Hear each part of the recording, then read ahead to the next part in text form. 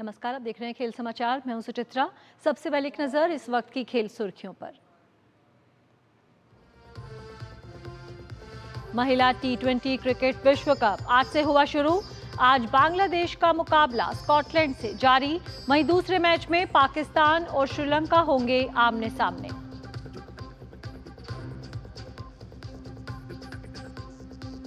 Spain के tennis star Carlos Alcaraz ने जीता चाइना ओपन। फाइनल में यानिक सिनर को दी मात। सिनर का 14 मैच से चला आ रहा विजय अभियान किया समाप्त।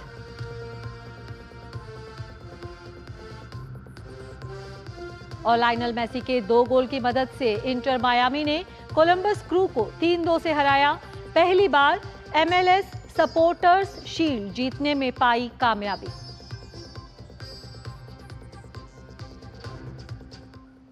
खबरें विस्तार से। सबसे पहले बात करते हैं क्रिकेट से जुड़ी हुई।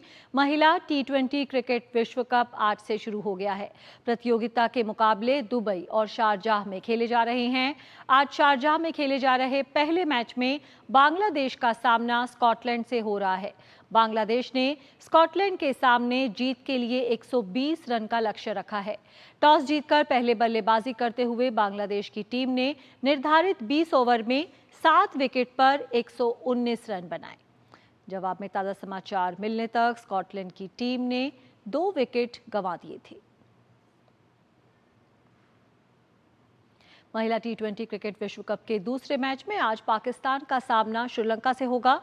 ये मैच भारतीय समय के अनुसार आज शाम 7:30 बजे से खेला जाएगा। ये मैच भी शारजाह में ही खेला जाएगा। महिला टी20 क्रिकेट विश्व कप में कल भारतीय टीम अपने अभियान की शुरुआत करेगी। भारत का पहला मैच न्यूजीलैंड के खिलाफ होगा। भारतीय टीम प्रतियोगिता में ग्रुप ए में है, जहां भारत की सबसे मजबूत प्रतिद्वंदी न्यूजीलैंड की टीम ही है।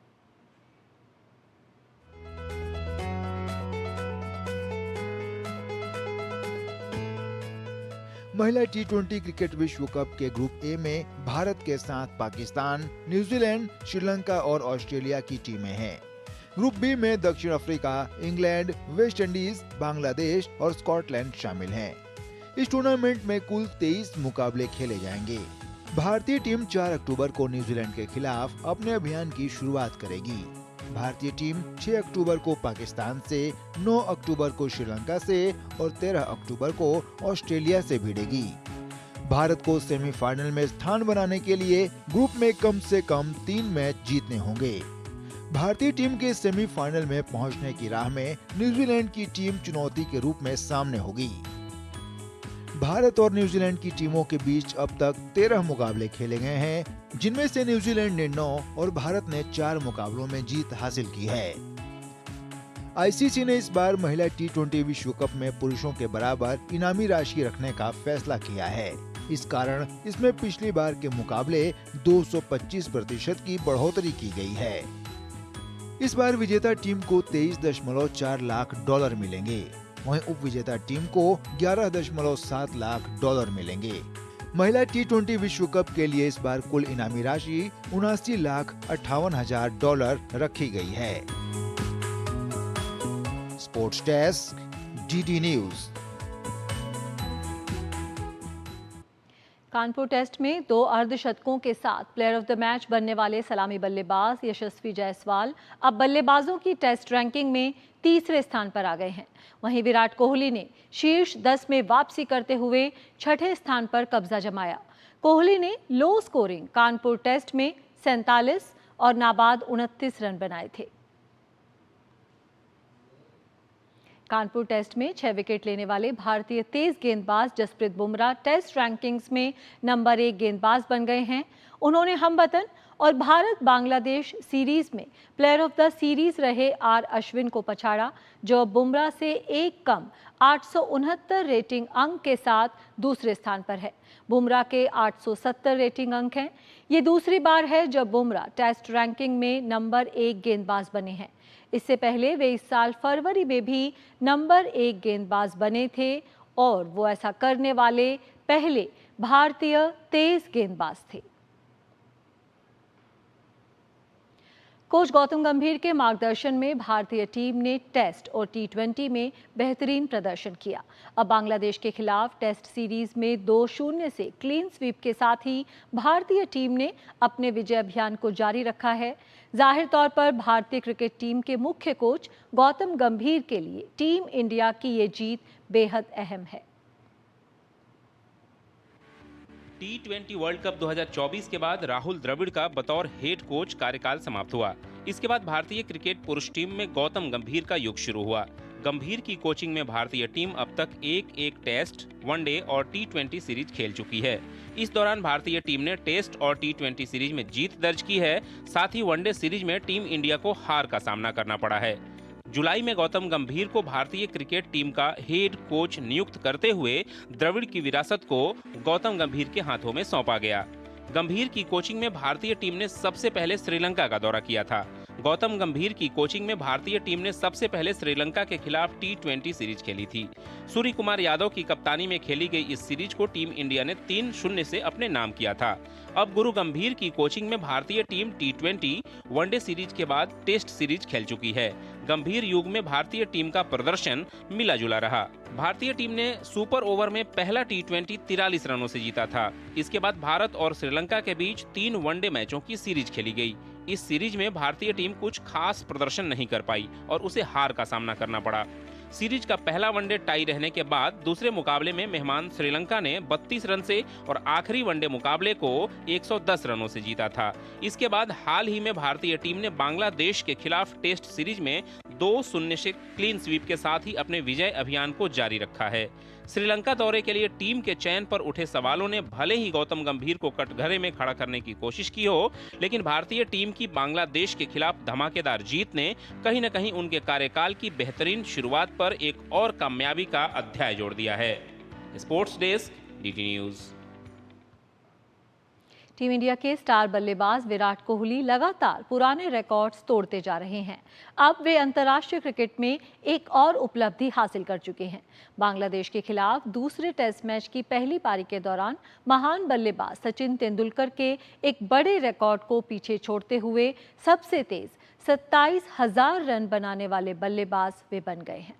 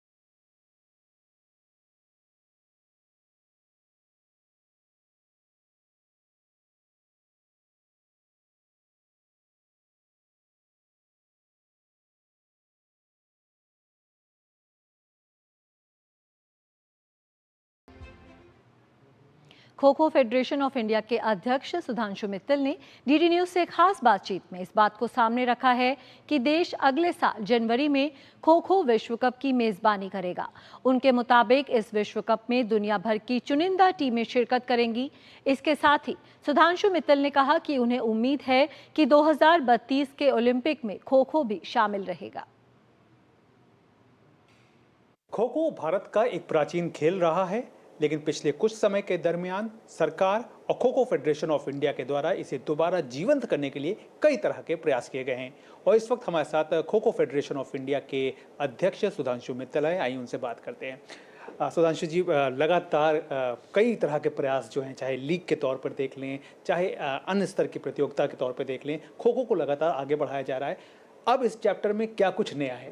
अंतर्राष्ट्रीय खो खो फेडरेशन ने kho kho federation of India को प्रथम world cup kho kho championship का राइट दिए हैं और हिंदुस्तान में जनवरी के महीने में प्रथम विश्व कप खो खो चैंपियनशिप का आयोजन हो रहा है। ये अपने आप में बहुत बड़ी बात है।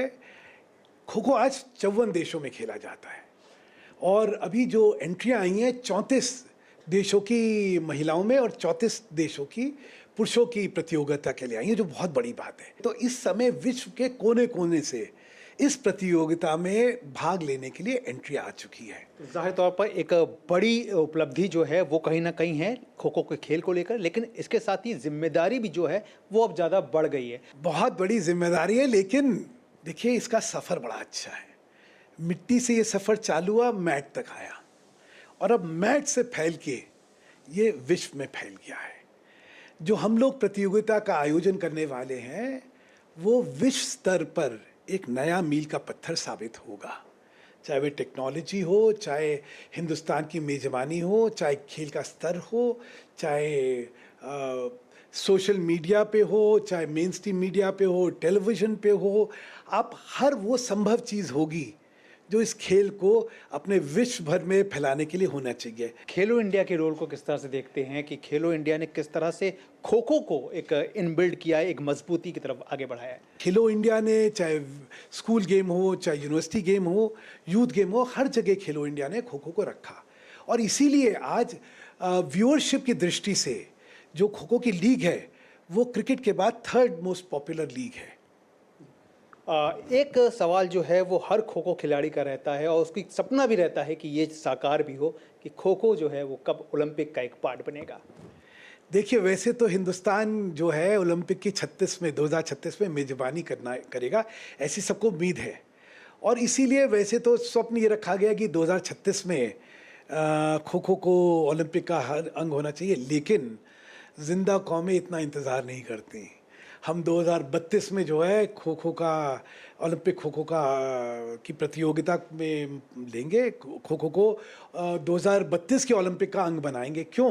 क्योंकि अभी कॉमनवेल्थ में हम लोग शामिल होने वाले हैं, उसके बाद एशियन गेमों में शामिल होंगे और होंगे ओलंपिक में। तो ये हैं सुधांशु मित्तल, जिनका साफ तौर पर कहना है कि खो खो जो है वो लगातार तेजी से न केवल देश में बढ़ रहा है बल्कि इसका अंतर्राष्ट्रीय स्तर पर भी एक बेहद तेजी के साथ विकास हो रहा है और जिसका उदाहरण जो है वो है वर्ल्ड कप, जो कि अब भारत की मेजबानी में आयोजित होगा। कैमरामैन कालरा के साथ मैं गौरव कुमार, डीडी न्यूज़, दिल्ली। यहाँ पर लेते हैं छोटा सा ब्रेक, देखते रहिए खेल समाचार। MDH का किचन किंग किचन में हो तो हम सब कुछ बना सकते हैं। बैंगन का भरता, आलू गोभी, भिंडी मसाला और भी बहुत कुछ।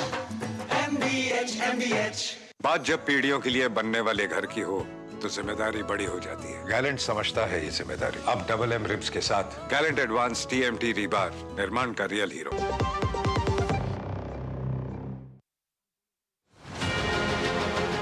गांधी के आदर्शों को पुनर्स्थापित कर नरेंद्र मोदी ने कैसे किया नए भारत का निर्माण, गांधी की अमूल्य धरोहर को कैसे दिलाया वैश्विक सम्मान, गांधी की विरासत और मोदी के प्रभाव पर देखिए हमारी विशेष प्रस्तुति गांधी की विरासत और नए भारत का निर्माण, शुक्रवार सुबह 10:45 पर सिर्फ डीडी न्यूज पर।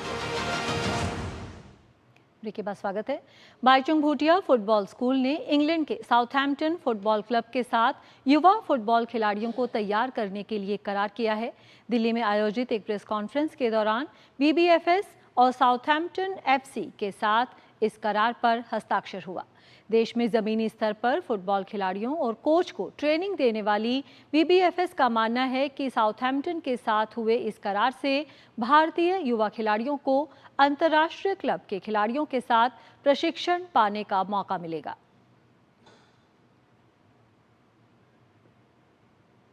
बाईचुंग भूटिया फुटबॉल स्कूल ने इंग्लैंड के साउथहैम्पटन फुटबॉल क्लब के साथ हुए करार पर भारत के पूर्व फुटबॉल खिलाड़ी बाईचुंग भूटिया का मानना है कि ये करार देश में जमीनी स्तर पर फुटबॉल की प्रतिभा की खोज के लिए गेम चेंजर साबित होगा।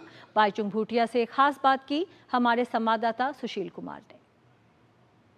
साउथहैम्पटन फुटबॉल क्लब के साथ देश में बच्चों को फुटबॉल सिखाने और उन्हें ट्रेन करने के लिए एक करार पर हस्ताक्षर हुआ है और इस वक्त खुद हमारे साथ बाईचुंग भूटिया जी मौजूद हैं। क्या आइडिया है, ये किस तरीके से हमारे देश के बच्चों के लिए जो युवा खिलाड़ी हैं उनको ट्रेन करने में जो है आगे आएगा?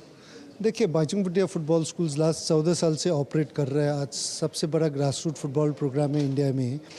तो साउथहैम्पटन के साथ टाई अप करना कि फुटबॉल को और आगे लेके जाने के लिए था, बिकॉज आई थिंक अगर आप देखते हैं तो साउथहैम्पटन एफसी सबसे वर्ल्ड में one of the elite academies माना जाता है, बिकॉज उन्होंने काफ़ी प्लेयर्स उनका क्लब के लिए और कंट्री के लिए प्रोड्यूस किया, सबसे बड़े बड़े फुटबॉल स्टार्स।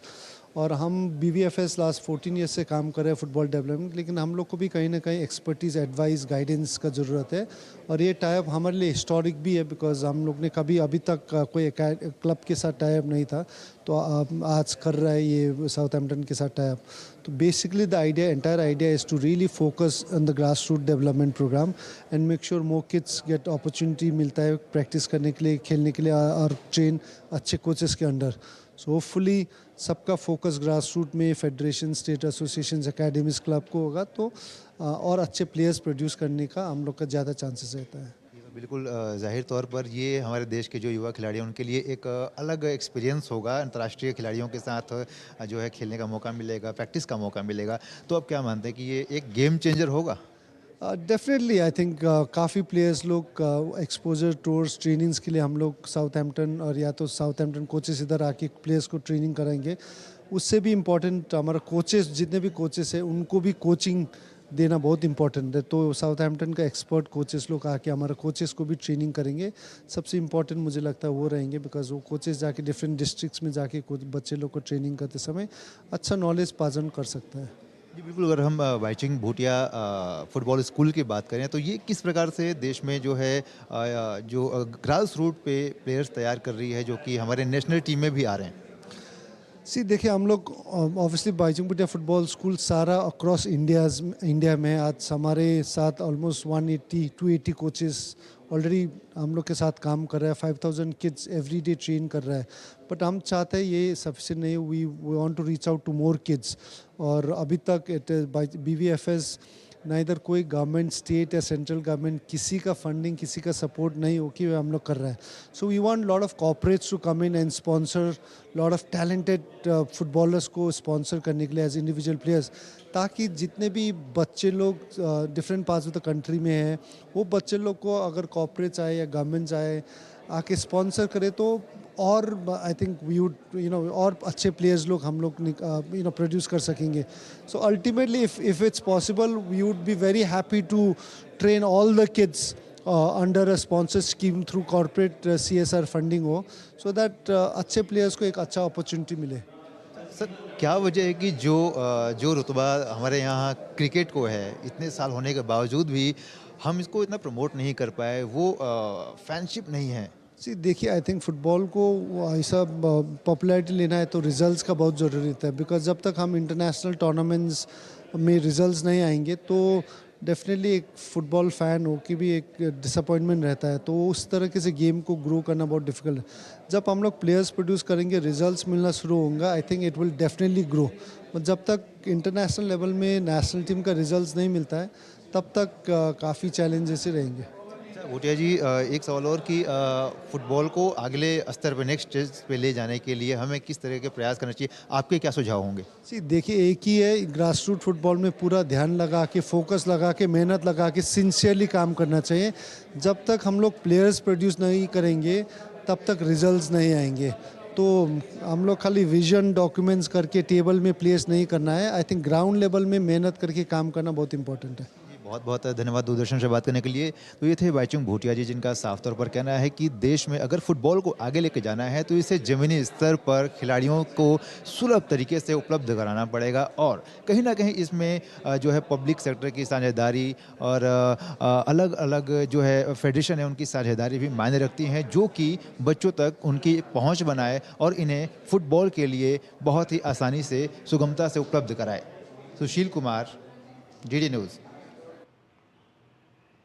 विश्व के दूसरे नंबर के टेनिस खिलाड़ी कार्लोस अल्कराज ने मौजूदा चैंपियन और विश्व के नंबर 1 खिलाड़ी यानिक सिनर को हराकर अपना पहला चाइना ओपन खिताब जीत लिया। बीजिंग के हार्ड कोर्ट पर खिताब जीतने के साथ ही अल्कराज 2009 के बाद से सीरीज में तीनों कोर्ट, हार्ड, क्ले और ग्रास पर ATP 500 खिताब जीतने वाले पहले खिलाड़ी बन गए। विश्व के दूसरे नंबर के टेनिस खिलाड़ी कार्लोस अल्कराज ने मौजूदा चैंपियन और विश्व के नंबर 1 खिलाड़ी यानिक सिनर को हराकर पहली बार चाइना ओपन का खिताब अपने नाम किया। अल्कराज ने फाइनल में पिछले चैंपियन और शीर्ष वरीय यानिक सिनर को 6-7, 6-4, 7-6 से हराया। मौजूदा दौर के 2 कड़े प्रतिद्वंद्वियों के बीच ये मुकाबला 3 घंटे 21 मिनट तक चला।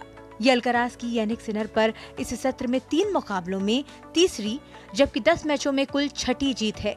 इस हार के साथ ही सिनर का 14 मैचों से चला आ रहा विजय रथ भी थम गया। चाइना ओपन में पिछले साल अल्कराज को सेमीफाइनल में सिनर के खिलाफ हार मिली थी। इस तरह इस जीत के साथ उन्होंने उस हार का हिसाब भी बराबर कर लिया। इस हार के साथ सिनर का पिछले 9 साल में चाइना ओपन में खिताब का बचाव करने वाला पहला खिलाड़ी बनने का सपना भी अधूरा रह गया। अल्कराज ने अपने खिताबी सफर में सिर्फ 1 सेट फाइनल में गंवाया। अल्कराज ने अपने ऑन कोर्ट साक्षात्कार में कहा कि ये वास्तव में एक करीबी मुकाबला था। यानिक ने एक बार फिर दिखाया कि वो दुनिया के सर्वश्रेष्ठ खिलाड़ी हैं, कम से कम मेरे लिए तो। वो जिस स्तर पर खेल रहे हैं वो अविश्वसनीय है। ये टेनिस का बहुत उच्च स्तर है। स्पेनिश खिलाड़ी अल्कराज अब सिनर के खिलाफ अपनी ATP head to head series में 6-4 से आगे हैं। इस सीजन में उन्होंने सिनर के खिलाफ अपने तीनों मुकाबलों इंडियन वेल्स, रोलां गैरो और बीजिंग में जीत हासिल की है। प्रभावशाली रूप से अल्कराज का अब इस साल शीर्ष 5 खिलाड़ियों के खिलाफ 8-1 जीत हार का रिकॉर्ड है। उनकी एकमात्र हार ओलंपिक में स्वर्ण पदक के मैच में नोवाक जोकोविच के खिलाफ आई थी। बीजिंग के हार्ड कोर्ट पर खिताब जीतने के साथ ही अल्कराज वर्ष 2009 के बाद से सीरीज में तीनों कोर्ट, हार्ड, क्ले और ग्रास पर ATP 500 खिताब जीतने वाले पहले खिलाड़ी बन गए हैं। Sports desk, DD news.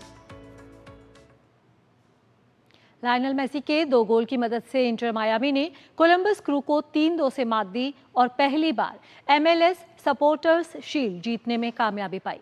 Inter Miami के लिए मेसी ने 2 और लुइस सुआरेज ने 1 गोल किया।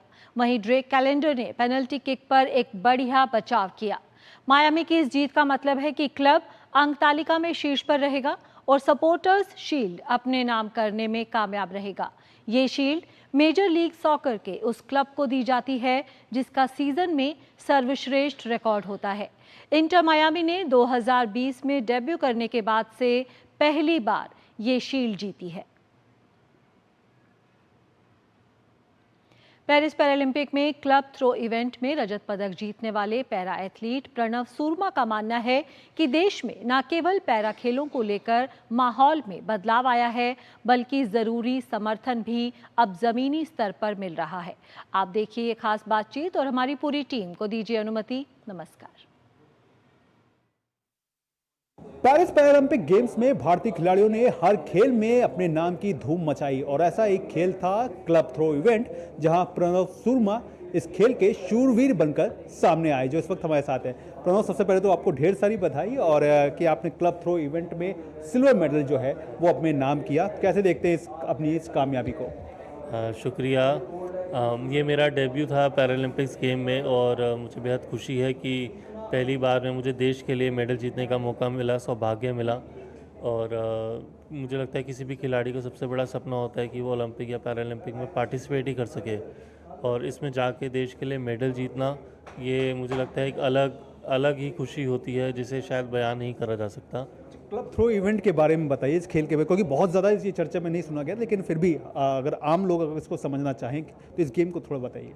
उसमें एक क्लब होता है जो वुडन होता है और नीचे एक मेटल होता है, उसको थ्रो करना होता है। और थ्रोइंग का भी एक टेक्निक है, हमारी फिंगर्स में ग्रिप नहीं होती तो हम ग्लू या गम यूज़ कर सकते हैं, जिससे हम इक्विपमेंट को स्टिक करते हैं और उसको फिर थ्रो करते हैं। तो मतलब हमें काफ़ी ज़्यादा टेक्निकल वर्क करना पड़ता है और क्लाइमेटिक कंडीशंस के अकॉर्डिंग भी काफ़ी ज़्यादा अडेप्ट और चेंज करना पड़ता है अपनी थ्रोज़ को।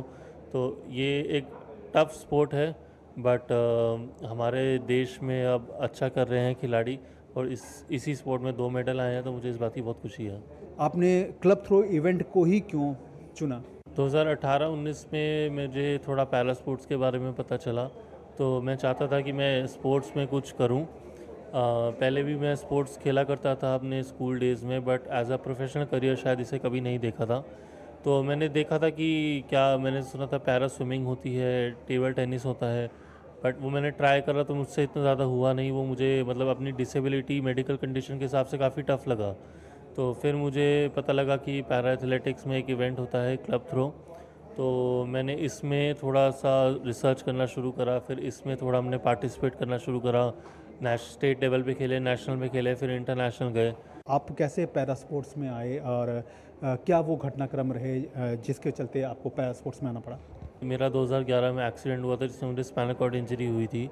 तो इसमें मतलब बहुत सारा देर बैठे रहना भी हमारे लिए बहुत बड़ी दिक्कत होती है, हमें थोड़ा बॉडी को रेस्ट देना पड़ता है और भी काफ़ी सारी इश्यूज़ होते हैं, पर्सनल इश्यूज़, जो मतलब हमें कुछ एक कंफर्टेबल लाइफ चाहिए होती है। तो इसलिए मैं तब एक्सप्लोर कर रहा था ऑप्शंस की ज़िंदगी में और क्या क्या कर सकते हैं। तो तब मैं जॉब्स भी ढूंढ रहा था, फिर मुझे स्पोर्ट्स के बारे में तब पता लगा। तो जब मैं धीरे धीरे स्पोर्ट्स में थोड़ा आया तो मुझे लगा कि मैं इस फील्ड में कुछ करना चाहूँगा, क्योंकि जो मुझे एक पहचान चाहिए ज़िंदगी में वो इसके थ्रू मिल सकती है। इस बार मेडल्स की संख्या भी बढ़ी है और हर खिलाड़ी जो है वो इस बात को मान रहा है कि जो गवर्नमेंट का जो सपोर्ट है वो बहुत बड़े लेवल पे रहा है। आप क्या कहेंगे? जी, हमारी सरकार अब काफ़ी सपोर्ट करती है खिलाड़ियों को। हमारी जैसे टॉप स्कीम है, जो टॉप एथलीट्स हैं उनको काफ़ी सपोर्ट करा जाता है, जो मतलब ओलंपिक या पैरालंपिक मेडल प्रोबेबल होते हैं उन्हें सपोर्ट करते हैं। और एक बडिंग एथलीट्स होते हैं उनके लिए खेलो इंडिया स्कीम है, उसमें काफ़ी ज़्यादा सपोर्ट कर रहा है। और भी काफ़ी सारी छोटी अच्छी स्कीम्स सरकार ने अब निकाली हैं, जिसमें जो नए खिलाड़ी हैं उन्हें भी सपोर्ट मिलता है, उन्हें भी वो जो उन्हें स्टार्टिंग के लिए हेल्प चाहिए होती है वो हाथ बढ़ाने का मौका वो देती हैं सरकार।